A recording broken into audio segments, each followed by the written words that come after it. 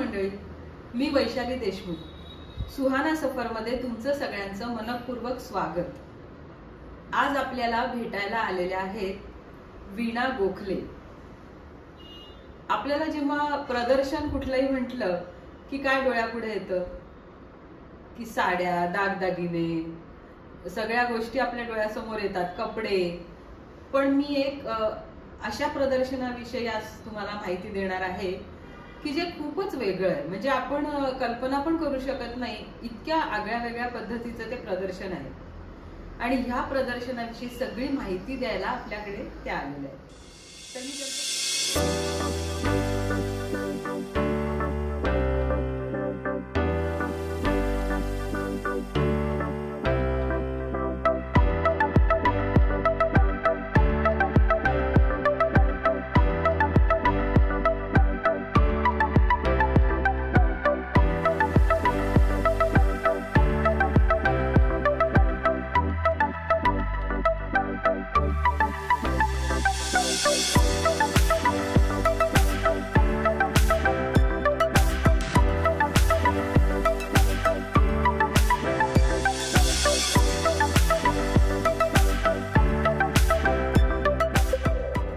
तर मी त्यांचं स्वागत करते. नमस्कार वीणा. नमस्ते. नमस्ते. मगाशी मला त्यांनी सांगितलं की मला आहोजाव करू नको, अगं तुगं कर, कारण त्याच्याने एक जवळीक येते आणि छान वाटतं बोलायला. त्यामुळे आता मी पण त्यांना अगच म्हणणार आहे. तर वीणा, तुझं सुहाना सफर मध्ये स्वागत. वा, मस्त वाटतंय तुझ्याशी गप्पा मारताना. तर माझं नेहमी असं म्हणणं असतं की कुठलाही सुहाना सफर हा सुहाना नसतो, तो आपल्याला करावा लागतो. करेक्ट. तर मला वाटतं की तुझं हे जे प्रदर्शन आहे, गेल्या 20 वर्षापासून हा उपक्रम आहे आणि ते इतक्या सातत्याने तू करतेस, ते सगळ्यांना आता दिसायला खूप छान वाटतंय सगळं. पण ह्याच्या मागे मला माहिती की खूप खडतर प्रवास असणार आहे आणि खूप कष्ट असणार आहे. त्याच्याशिवाय हा सफर इतका सुहाना होणार नाही. तर मला वाटतं ह्याची तू आज सगळी माहिती देशील का? हो, तर नक्की आवडेल मला सगळ्या दर्शकांना माहिती द्यायला. तू म्हणालीस की तो खडतर असणारे प्रवास. तर खरंच की कुठलंही कार्य, म्हणजे विवेकानंदांनीच सांगितलंय की कुठलंही कार्य करताना जर काही अडचणी आल्या नाहीत, अडथळे आले नाहीत, तर तुमचं चुकतंय काहीतरी. बरोबर. जेवढे जास्ती अडथळे तेवढं तुमचं यश जास्त लखलखतं. बरोबर. आणि तसं झालंय की अनेक अडचणींवर, अनेक अडथळ्यांवरती मात करत आता इथपर्यंत हा उपक्रम येऊन पोहोचलाय. पण मग सुरुवातच त्याची जी झाली तीच मुळे वेदनेतला झालेली सुरुवात आहे. अच्छा, आपण त्याच्याकडे येऊच या. फक्त मला तू आधी सांग की आता हे प्रदर्शन आता किती तारखेला आहे, कुठे आहे, याची सगळी आधी थोडीशी माहिती दे आपल्या सगळ्या प्रेक्षकांना. म्हणजे काय होईल की ते सगळेजण येतील, प्रदर्शन बघतील. निश्चित. आणि यावं त्या सगळ्यांनी हा माझा तर तू ते सगळं सांगतेस का? सांगते. येत्या 27, 28, 29 सप्टेंबरला निवारा सभागृह नवी पेठेमध्ये आहे, SM जोशी हॉलच्या समोर. तिथे या उपक्रमाचं आयोजन केलेलं आहे. सकाळी 10 ते रात्री 9. सगळ्यांना बघण्यासाठी फ्री आहे ते. आणि तिथे वेगवेगळ्या सामाजिक संस्थांचं कार्य प्रदर्शन आहे. तर लोकांनी हे यावं, बघावं, या संस्थांची कामं जाणून घ्यावी, त्यांच्या गरजा जाणून घ्याव्यात. त्या गरजा काही भागवता येत आहेत का आपल्याला? बरोबर. अनेक प्रकारच्या गरजा असतात, त्याबद्दल मी बोलीनच नंतर. तर हे सगळं समाजाने समजून घ्यावं आणि या समाजसेवी संस्थांच्या पाठीशी उभं राहावं, यासाठी हा उपक्रम आपण गेली इतकी वर्ष सातत्याने करतो आहोत. तर मी जरूर सांगते तुम्हा सगळ्यांना की 27, 28, 29 सप्टेंबरला जरूर या तुम्ही तिथे. मी असणार आहे, माझ्याशी बोला, संस्थांच्या माहिती जाणून घ्या, कामं जाणून घ्या. 27 तारखेला सकाळी 11 वाजता पद्मश्री डॉक्टर तात्याराव लहाने यांच्या हस्ते उपक्रमाचं उद्घाटन होणार आहे. आणि त्यावेळेला डॉक्टर संजय उपाध्याय तर त्यांची विशेष उपस्थिती त्या वेळेला असणार आहे. तर शक्य असेल तर हा इनॉग्रलचा उद्घाटन समारंभ जो आहे तर तो पण तुम्ही जरूर यावं. आणि मग तो ओपन टू ऑल आहे. तर मग ह्या मला प्रदर्शनाविषयी तू जरा माहिती सांग की नक्की ह्याचं वेगळेपण काय आहे इतर प्रदर्शनांपेक्षा. याच्यामध्ये काय म्हणजे कोण कोण सहभागी होतं, तर ते जरा थोडीशी माहिती देतेस का? प्रदर्शन म्हटलं की खरेदी विक्री आलीच, जे तू आता आधी सांगितलंस, तर ह्याला छेद देणारा हा उपक्रम आहे असं मी म्हणेन. अच्छा. जरी प्रदर्शन असलं तरी सुद्धा इथे कुठल्याही प्रकारची खरेदी विक्री नाही, कुठल्याही प्रकारचं ग्लॅमर नाही, कुठल्याही प्रकारचं अट्रॅक्शन नाही. एकावर एक फ्री, एकावर 4 असं काहीही नाही. उलट तुम्हाला इथे येऊन संस्थांची कामं माहिती करून घ्यायची आहे. थोडक्यामध्ये इथे येऊन समाजामध्ये काय प्रश्न आहेत हे समजून घ्यायचं आहे. मग हे कसे कळतात, म्हणजे तिथे सहभागी कोण होतं? इथे सहभागी ज्या होतात त्या वेगवेगळ्या क्षेत्रामध्ये काम करणाऱ्या समाजसेवी संस्था असतात. अच्छा, म्हणजे त्या सगळ्या एका छताखाली इथे, आणि त्या सुद्धा प्राधान्यानं ग्रामीण भागामध्ये, निमशहरी भागामध्ये, वाड्या वस्त्यांवरती, खेड्यापाड्यांमध्ये कामं जी चालतात तर ही आपल्यापर्यंत पोहोचलेली नसतात.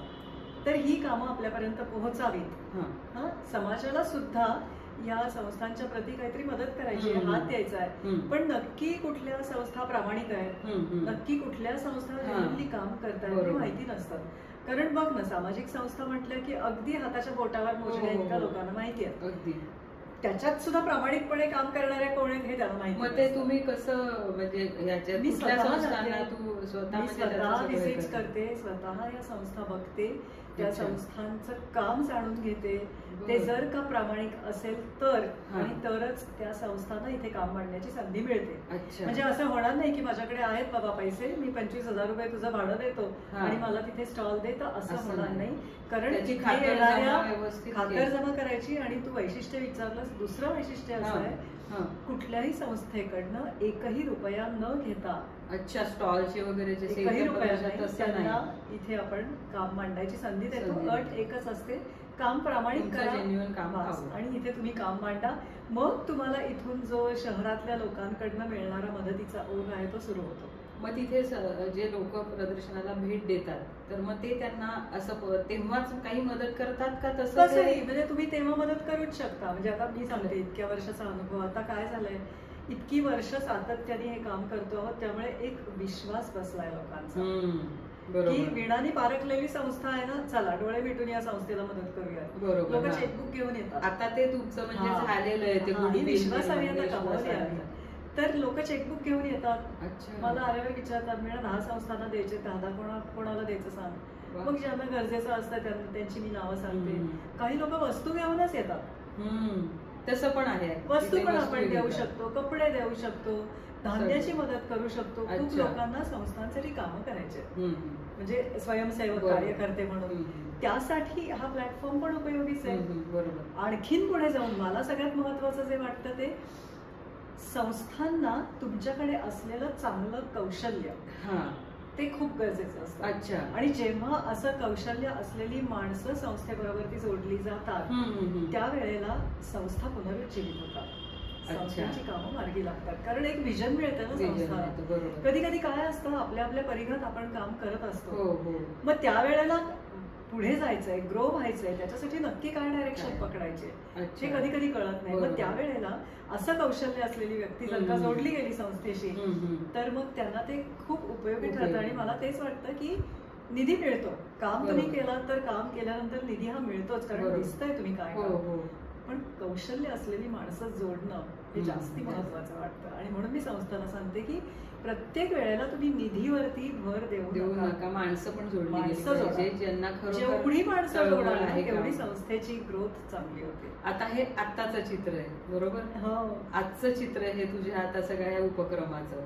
पण जेव्हा 20 वर्षापूर्वी हे सुरू झालं असेल तेव्हा परिस्थिती काय होती, आणि मुळात हे असं अशा पद्धतीचं प्रदर्शन सुरू करावं हे कसं वाटलं? म्हणजे हे नक्की कुणाला वाटलं, तुला वाटलं, अजून काय? म्हणजे याची मला खूप उत्सुकता आहे की असं सुरुवातच ही कशी झाली असेल, आणि तेव्हा लोक म्हणजे कसा आला असेल समोरून रिस्पॉन्स, तर याचं मला फार इंटरेस्टिंग आहे हे सगळंच. म्हणजे अनेक प्रश्न आहेत तू आता जे बोललीस त्याच्यामध्ये, बरं का, त्यांची उत्तरं द्यायचे प्रयत्न कर. मुळामध्ये ही संकल्पना कोणाच्या डोक्यात, तर ती माझे दिवंगत पती दिलीप गोखले याच्या डोक्यात आलेली ही कल्पना. मला दिलीप ही व्यक्तीच अशी होती की ज्याच्या डोक्यामध्ये सतत काही ना काहीतरी कल्पना यायच्या, सतत. आणि त्या जोपर्यंत माझ्या डोक्यात टाकत नाही तोपर्यंत त्याला चैन नसायचं. तर एक दिवस ना आम्ही असं हाऊस होल्ड एक्झिबिशन असतं ना, ते बघायला गेलो होतो.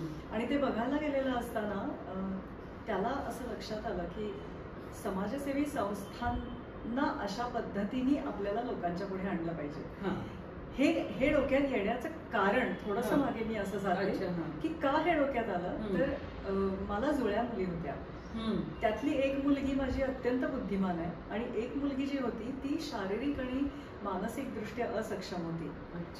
तर ती व्हेजिटेटिव्ह स्टेट मध्ये होती. 14 वर्ष जगली ती, पण तिला फिट्स यायच्या 50 फिट्स रोज यायच्या.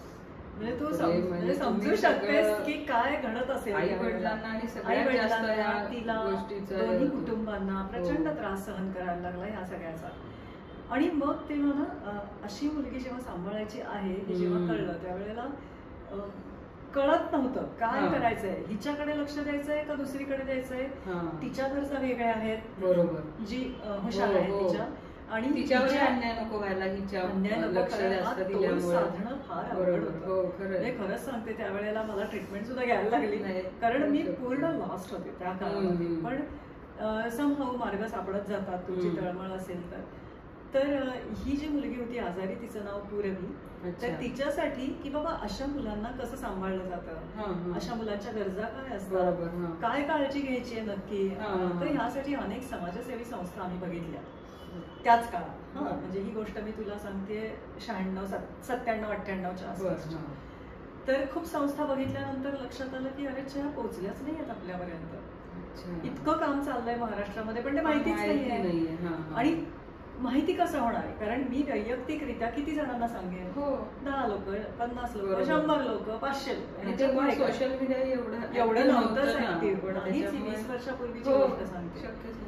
तर एवढं अशा प्रमाणामध्ये या लोकांना आपण कसं पोहोचवायचं मोठ्या प्रमाणावरती. मग हे आमच्या डोक्यात बरेच दिवस चाललं होतं. आणि मग तो क्षण आला जेव्हा आम्ही ते प्रदर्शन बघायला गेलो होतो, हाऊस होल्ड प्रदर्शन. तिथे दिलीपच्या डोक्यामध्ये असं आलं की अरे हे जे काही माध्यम आहे प्रदर्शनाचं बरोबर तर हेच माध्यम योग्य वाटतं. तेव्हा पूर्वी केवढी होती म्हणजे जेव्हा तुम्ही पहिल्यांदा तेव्हा 2.5-1 वर्षाची होती. म्हणजे तिला तिचं सांभाळूनच तिला सांभाळूनच हे केलं. म्हणजे दिलीप गेला पुढे 2008ला आणि ती 10ला गेली. इतका मोठा काळ 14 वर्ष होती ना.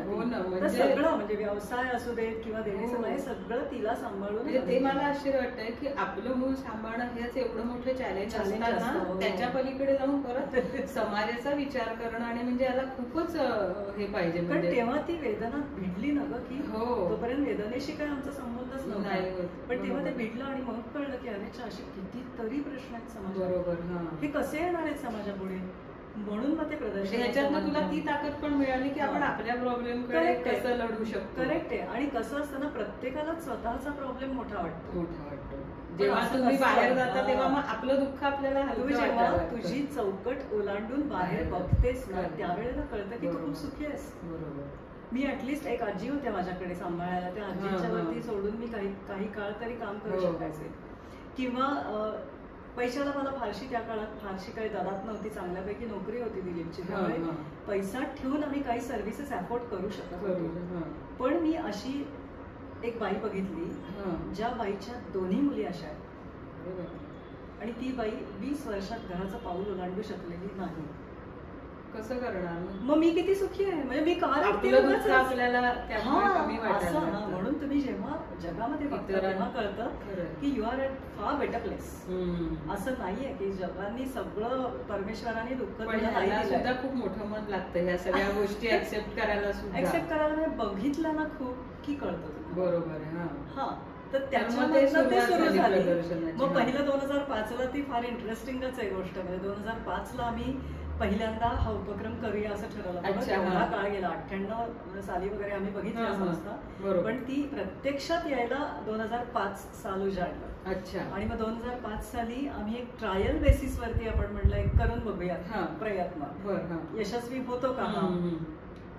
कारण कसं आहे ना की पहिल्यापासूनच आम्ही ठरवलं होतं की खरेदी विक्री नाही करायची. पण पहिली 2-3 वर्ष आम्ही ते केलं. ज्या संस्थांचे जे प्रॉडक्ट्स आहेत ते प्रॉडक्ट्स विक्रीला ठेवले की त्यांनाही तेवढं त्यांना मिळेल एक गोष्ट. आणि दुसरं की लोक अट्रॅक्ट करण्यासाठी काहीतरी पाहिजे ना. बरोबर. तर म्हणून आम्ही ट्रायल बेसिसवरती, मी राहते कर्वेनगर भागात, तर आमच्या ते प्रतिज्ञा मंगल कार्यालय, त्याच्या बेसमेंट मध्ये आम्ही हा उपक्रम करायचा ठरवला. अच्छा. 20 संस्था निवडल्या होत्या, त्या आम्ही बघितल्याच होत्या, त्यामुळे प्रश्नच नव्हता संस्था निवडीचा. त्यांची कामं मला माहिती होती, तर 20 संस्थांचे 20 स्टॉल आम्ही लावले. आणि मग अशी म्हटलं तसं हे सगळं विनामूल्य त्यांना उपलब्ध करून दिलं जातं, पण उपक्रम करायला तर खर्च येतोच. हो बरोबर आहे. त्या काळामध्ये सुद्धा 1.25 लाखाच्या आसपास मला खर्च आला होता त्या काळात, 20 वर्षापूर्वी. ते आता 8-9 लाखापर्यंत गेले. पण ते 1.25 लाख कसे उभे करायचे? काही प्रमाणात आम्ही आमचे पैसे घातलेच होते, पण आम्ही त्या काळात ज्या साकार अपार्टमेंटमध्ये राहायचो, तर तिथे आम्ही प्रत्येकाच्या घरी गेलो आणि सांगितलं की असं आम्हाला उपक्रम करायचा आहे. त्यावेळेला एक स्टॉल स्पॉन्सर करण्यासाठी 5,000 रुपये खर्च यायचा.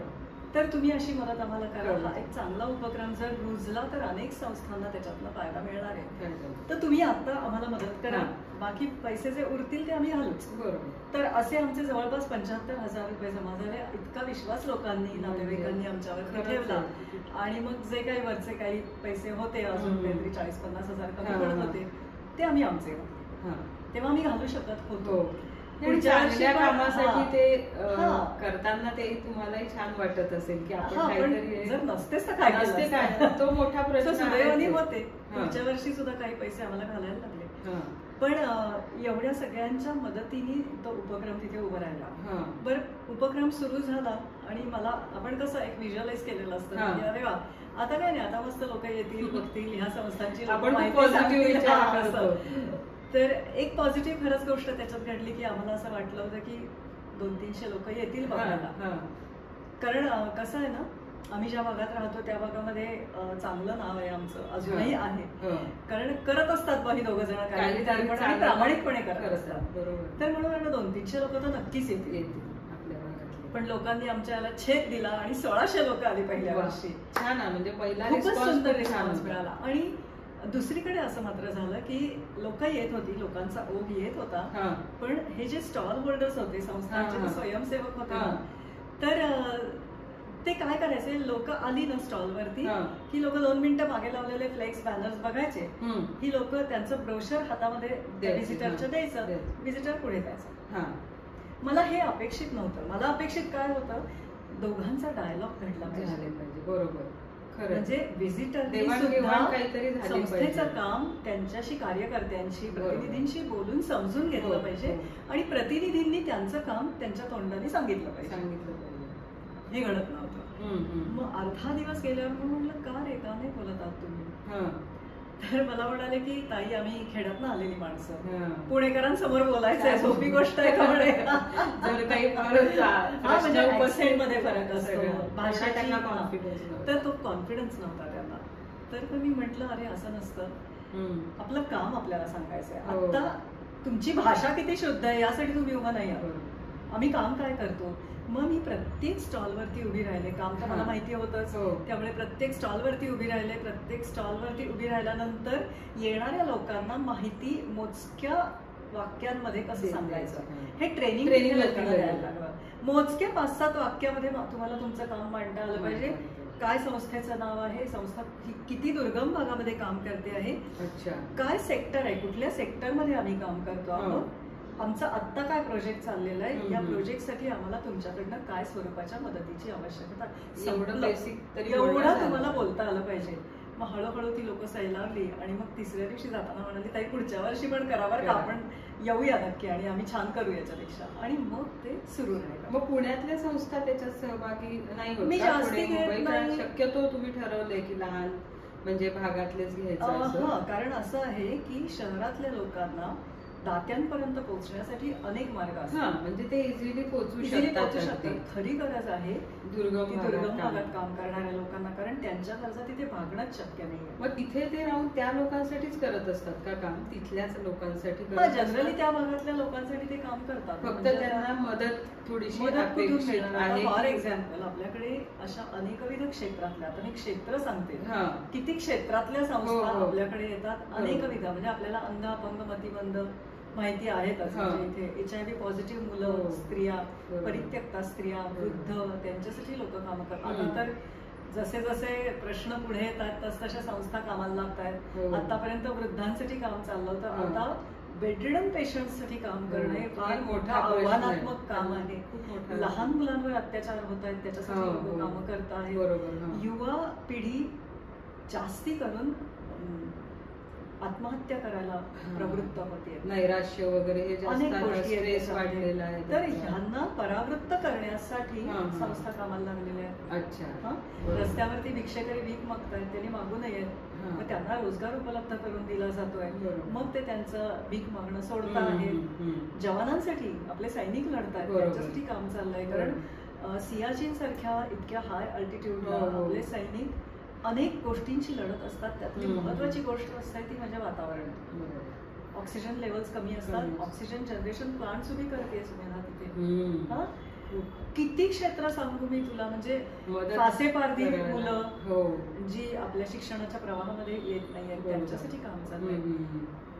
भटक्या विमुक्त जातीमधली मुलं, त्यांचं शिक्षण आणि त्यांचं वसतिगृह, किंवा तमासगीर स्त्रियांची मुलं त्या गावोगावी फिरत असतात, मुलांचं शिक्षणाचं काय होणार त्याच्यासाठी ते काम करतायत. पर्यावरण संरक्षण आहे, संवर्धन आहे, समुद्री गिधाडं कासवं यांचं संरक्षण आहे, कारण आपल्या इकॉलॉजी मधला तो एक महत्वाचा भाग आहे. अशी किती क्षेत्र खूप असे समाजातले घटक आहे, समाजातल्या परिस्थिती आहे की तिथे आज गरज आहे. आणि एक असा भरपूर वर्ग आहे की जे मदत करायला तयार आहे, तर त्यांची ती फक्त सांगड घालणं हे त्याचं तू जे म्हटलं त्यातला आहेस तू. करेक्ट, की देणारा आणि घेणारा यांच्यामधला दुवा होणं बरोबर आहे. म्हणजे तुला त्याच्यामुळे खूप दुवा मिळत असणार आहे असं मला वाटतंय. आपण बोलू शकतो दोघांचे तुला आशीर्वाद मिळणार आणि त्याच त्यांच्या शुभेच्छा आशीर्वादामुळेच तू एवढं काम करू शकतेस. म्हणजे तुझी तळमळ तर आहेच ते, पण दोन्ही लोक खूप समाधानी असणार की आपल्याला कोणीतरी एकत्र आणतंय, आणि हे फार महत्वाचं आहे. खरंच आहे. तर मग आता तुला ह्याच्या पुढे काही अशी आव्हानं वाटतायत का, की आता सगळं तसं व्यवस्थित चालू आहे का, तुला अजून नवीन काही ह्याच्यात करायचंय, अजून काही अपेक्षा आहेत?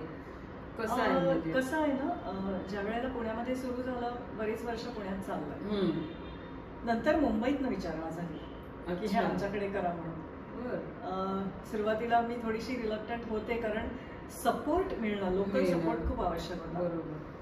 तर तिथे आमचे एक अभय मराठे सर आहेत, तर ते म्हणाले तुला लागेल ती मदत मी करीन, मला नाही ऐकायचं नाही, तुम्ही तिकडे या आणि करा, तुम्हाला पाहिजे ते सगळं मी करतो. मग पार्ल्यामध्ये सुरू झालं, 5 वर्ष झालं.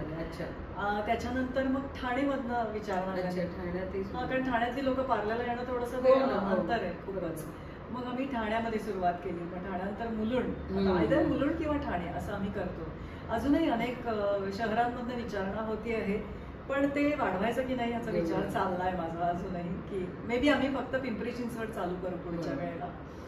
तर अशा पद्धतीने हा हळूहळू तुमचं वाढतंय, अगदी अगदी. पण मगाची तू जो संकट म्हणली ना, सहज नाही झालं, 20 वर्षांची अडचणी, आता त्यातल्या अडचणी ज्या सुटल्या मगाशी ते मी आता सांगते. 2005ला पहिला केला ना, 5 झाला, 6 झाला, 7 वर्ष छान केली. 2008ला हा उपक्रम 15 दिवसांवर आला होता, आणि 15 दिवसावर आला असताना झोपलेला दिलीप सकाळी उठला नाही. एका रात्रीत काय माहिती नाही, काही नाही, पण झालं ते झालं.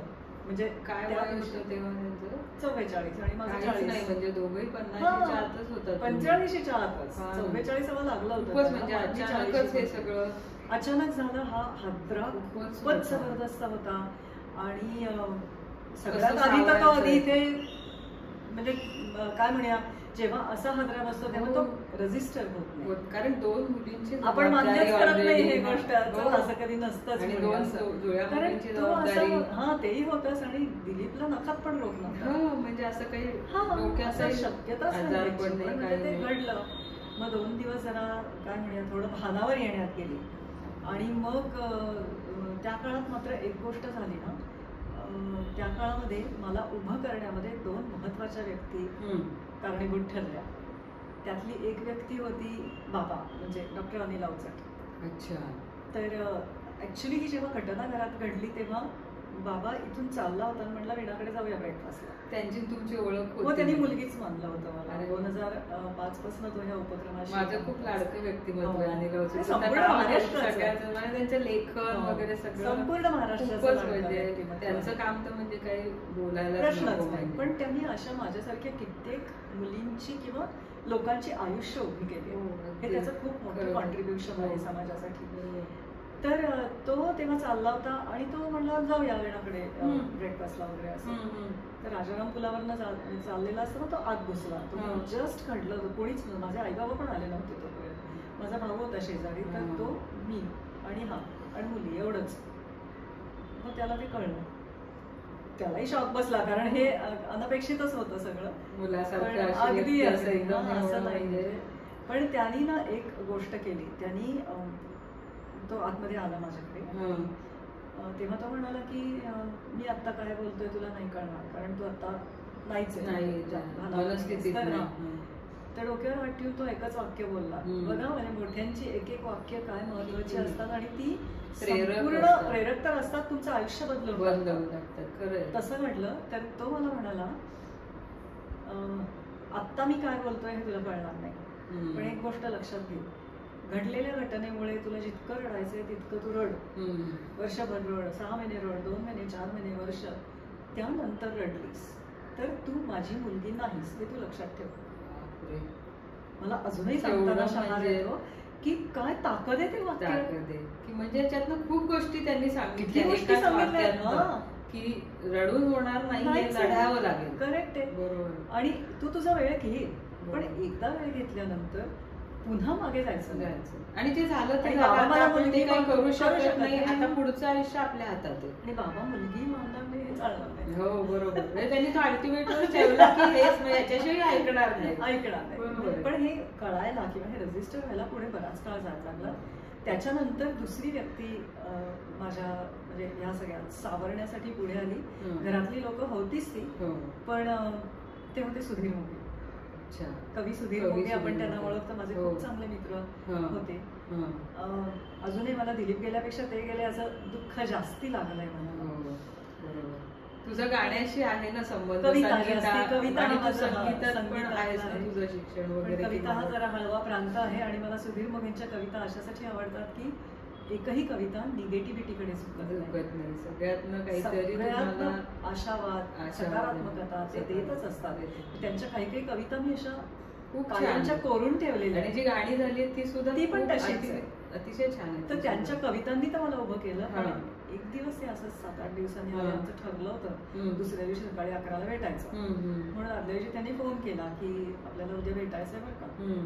तो फोन माझ्या भावाने घेतला. तेव्हा माझ्याकडे फोन मी ठेवला असता सतत फोन येतो आणि माझी मनस्थिती बोलायची नव्हती. तर तेव्हा त्यांनी सांगितलं असं असं झालंय. तर ही वॉज शॉक्ड. म्हणजे प्रत्येक जण शॉक मध्ये होता तेव्हा. मग ते आले भेटायला. अच्छा शक्यच नाही आम्ही भेटणार होतो ना आज सगळे असं. तर मग ते आले भेटायला आणि मग त्या दिवशी मी मोकळी झाली. कारण दिलीप आणि सुधीर मोगे यांच्यामध्ये खूप साम्य आहे. स्वभावामध्ये साम्य आहे. सगळ्या गोष्टींमध्ये मला ते खूप सिमिलर पर्सनॅलिटीज आहेत. त्यामुळे त्यांच्याशी बोलल्यानंतर मी पहिल्यांदा रिकामी झाले, मोकळी झाली.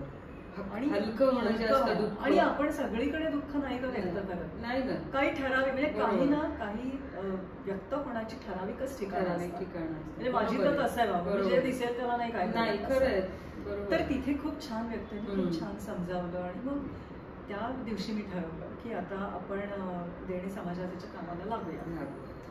15 दिवसांनी होतं त्यातले आता 8च दिवस उरले होते. मीनवाईल तयारी तर सगळीच झालेली होती. हॉल बुक झालेला होता, संस्थांना पत्रकं गेली होती, स्टॉलवाले आमचे जे आहेत त्यांना सगळं सांगून झालेलं होतं, जाहिरातीचं सुद्धा बऱ्यापैकी काम. हे सगळं झालेलं असताना आता थांबायचं कशाला. आणि 15 दिवसात आलेलं म्हणजे केवढं. त्यातले 8 दिवस सांभाळण्यात गेले स्वतःला.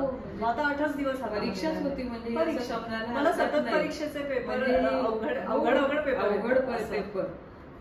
तर म्हणजे अर्थ त्याच्यातनं काढायचं म्हटलं तर चांगलं असं आहे की तुझ्या समोर काहीतरी आहे आज करण्यासारखं. मला तेच सांगायचं की प्रत्येक वेळेला एवढं जेव्हा हादरे बसलेले आहेत प्रत्येक वेळेला देवाने माझ्या पुढे काहीतरी छान ठेवलंय की अडकू नको, चल पुढे पुढे जाऊन चांगलं घडणारे तू पुढे चल, मागे अडकू नको.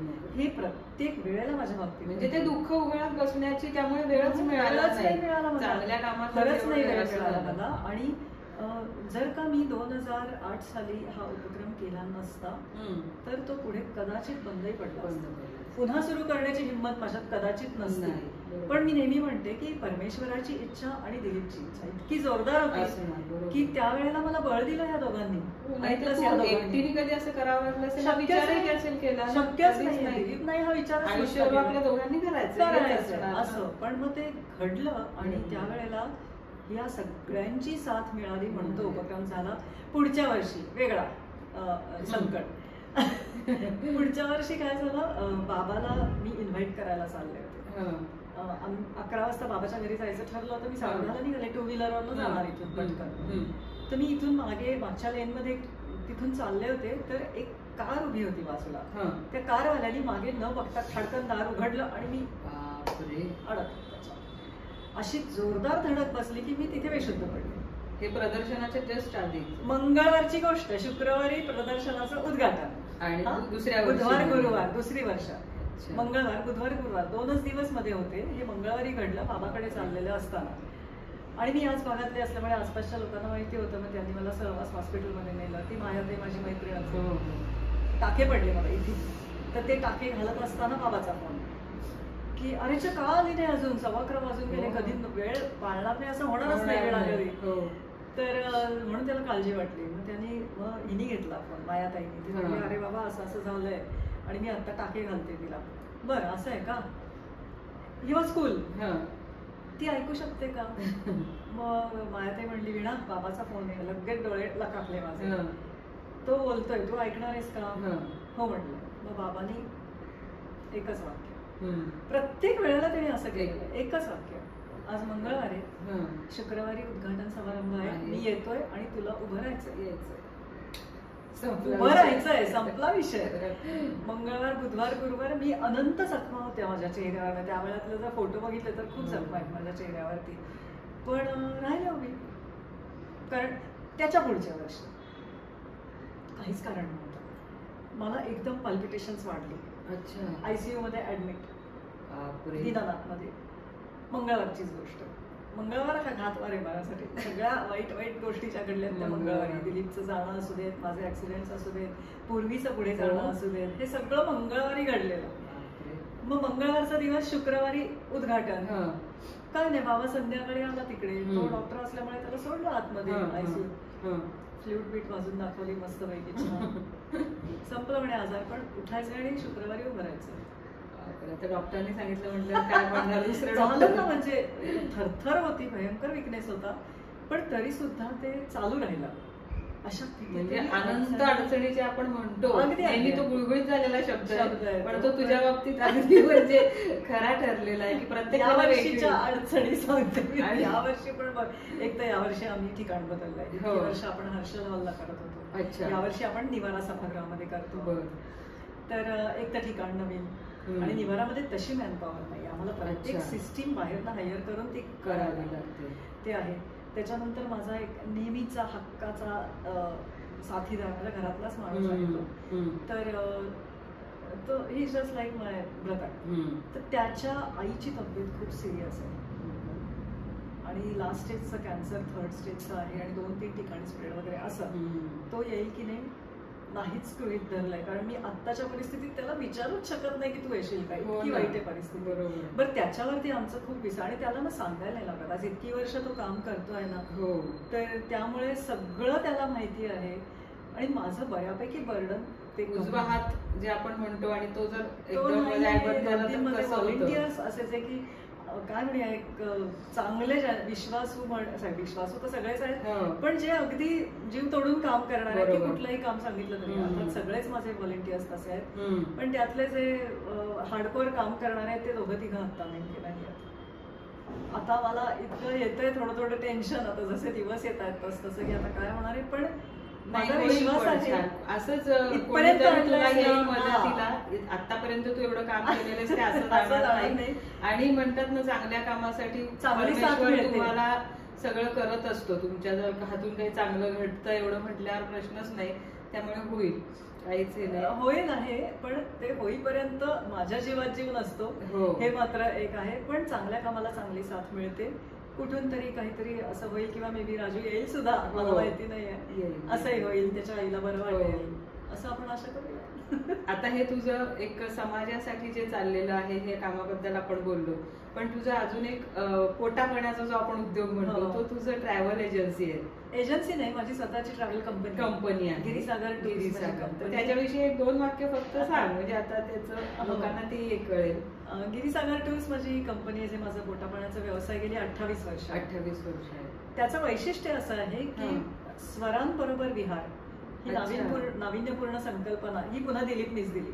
माझ्या डोक्यात पिल्लू सोडलेलं की प्रत्येक सहलीमध्ये आपले सण उत्सव ऋतू या निमित्ताने सहली केल्या जातात आणि या प्रत्येक सहलीमध्ये गायन वादन किंवा नृत्य याच्या मैफिली असतात. खूप छान. म्हणजे पाऊस पडतोय धुवाधार, एखाद्या हिल स्टेशनला जायचं आणि तिथे पावसाळी वातावरणामध्ये मल्हार रागाची गायन किंवा वादनाची. किती छान कल्पना, किती सुंदर आहे. मला तर खूपच आता म्हणजे असं वाटायला लागलं मी कधी आता एखादी दिवाळीमध्ये आता असते आमची. तर दिवाळीमध्ये नाट्यसंगीत किंवा मराठी सुगम संगीताची मैफिल, रिनोन्ड आर्टिस्ट याच्यामध्ये होळीच्या वेळेला कथक नृत्य असं समोर बघते. सगळे रिनॉन्ड आर्टिस्ट पुण्यामध्ये माझ्या बरोबर ती प्रतिभावंत कलाकार येऊन गेले, ज्यामध्ये सावनी शेंडे असेल, उदय भोवाळकर असतील, रामदास पळसुले आहे, त्याच्यानंतर मंजुषा कुलकर्णी पाटील, किती कलाकार, शर्वरी जमिनी, शांभवी वझे, कितीतरी कलाकार माझ्या बरोबर येऊन गेले. परदेशात सहली असतात, बाली, श्रीलंका आणि मॉरिशस यांनी करते. मोजका छोटासा ग्रुप घेऊन जाते 15 लोकांचा. पर्सनल अटेन्शन, कारण मला तेच आवडतं की प्रत्येकाच्या गरजा भागल्या जात आहेत ना, प्रत्येकाच्या अडचणींकडे मला लक्ष देता येत आहे ना. त्यामुळे छोटा ग्रुप हे वैशिष्ट्य आहे. मी स्वतः ट्रिपच्या बरोबर असते. एकही ट्रिप कोणाला डेलिगेट केली किंवा कोणाच्या तरी ती जबाबदारी सोपवली असं होत नाही. मी स्वतः जाते आणि म्हणून आज कुठलीही जाहिरात नसताना 28 वर्ष मी तगलेली आहे या इंडस्ट्रीमध्ये आणि छान चाललेलं आहे हे सगळं. एक गोष्ट पुन्हा मागे जाऊया थोडीशी, जाता जाता सांगायची राहिली की देणे समाजाचे मी काय दिलेलं आहे. आतापर्यंत जवळपास 275 सामाजिक संस्था येऊन गेल्या या उपक्रमात आणि 15 कोटीपेक्षा जास्ती निधी या उपक्रमाला या संस्थांना मिळवून दिलाय. 15 कोटी ही माझ्याकडे असलेली डॉक्युमेंटेड फिगर आहे, पण ती ह्याच्यात तिप्पट नक्की असणार आहे. कारण मी जेव्हा तुला एखाद्या संस्थेविषयी सांगते, तू डोनेट करतेस, पण तू तुझ्या मित्रमैत्रिणींना किंवा तुझ्या ग्रुप्सवर पसरवतेस, तिथून मिळालेली मदत माझ्यापर्यंत पोहोचत नाही. पण हरकत काय नाही, पोहोचली, संस्थेला मदत होणं महत्वाचं आहे. तर अनेकविध पद्धतींनी या संस्था उभ्या राहिलेल्या आहेत. त्यांच्या सक्सेस स्टोरीज खूप आहेत, ज्या आधीच्या अनेक व्हिडिओजमध्ये मी बोललेली आहे, तुम्ही त्या बघू शकता. तर काय दिलंय देणे समाजाचे मी, तर ह्या गोष्टी दिलेल्या आहेत आणि संस्था कितीतरी पुनरुज्जीवित झालेल्या आहेत. खूपच छान. म्हणजे ज्या विचाराने तुम्ही सुरुवात केली तर ते छोटस रोपट आता मला असं वाटतं त्याचा सुंदर वटवृक्ष झालेला आहे.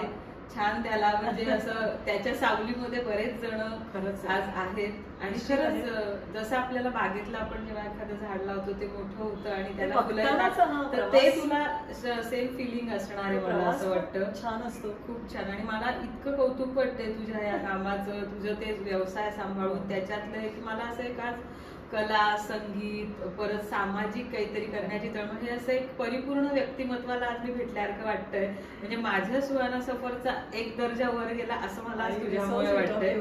मला असं वाटतं की व्यक्तिमत्व जे आपलं फुलतं बहरतं ना, माझ्या बाबतीत तरी असं झालंय की जितकी संकट आली त्या संकटांमुळे ते व्यक्तिमत्व, बरोबर, प्रत्येक संकट काहीतरी शिकवत असतं आणि ते शिकवत असल्यामुळे तुम्ही समृद्ध होत चालला. कारण ऑलवेज ग्रेटफुल. एवढी संकट आली ना, छान आहे, येऊ देत, तेवढी काय त्यांना टक्कर देण्याची ताकद देवानी दिली आहे कदाचित, म्हणून पण असेल. पण प्रत्येक संकटामुळे समृद्ध होते. कारण अगदी तू आता बोलल्या मला एक गोष्ट आठवली की अशी झाडं लावली होती आणि त्यांना असं खूप प्रोटेक्टेड ठेवलं तर त्याची वाढ झाली नाही. आणि जे झाड असं बाहेर होतं वारा वादळ तर त्याची वाढ चांगली झाली होती. म्हणजे हे निसर्गच आपल्याला या गोष्टी शिकवत असतो. आपणही निसर्गाचाच भाग आहोत.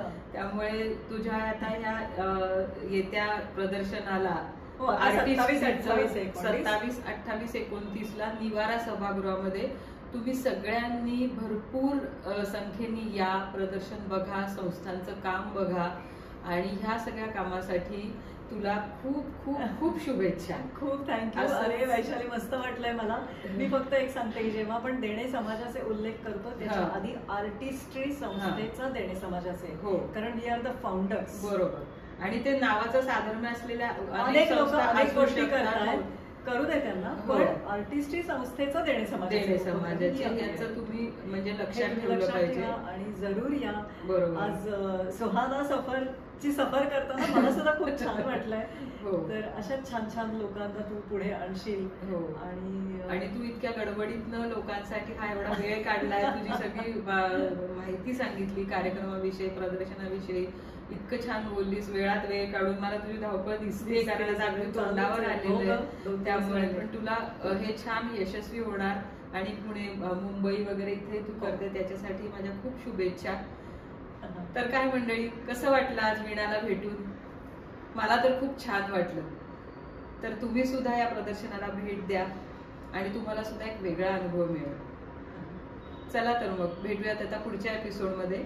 तुम्हाला जर हा व्हिडिओ आवडला असेल, इंटरव्ह्यू आवडला असेल तर लाईक करा, शेअर करा, भरपूर लोकांना पाठवा म्हणजे त्यांच्यापर्यंत हिचं कार्य पोहोचेल. आणि माझ्या चॅनलला सबस्क्राईब अजूनपर्यंत केलं नसेल तर करून टाका. भेटूया मग. खूप खूप धन्यवाद. धन्यवाद.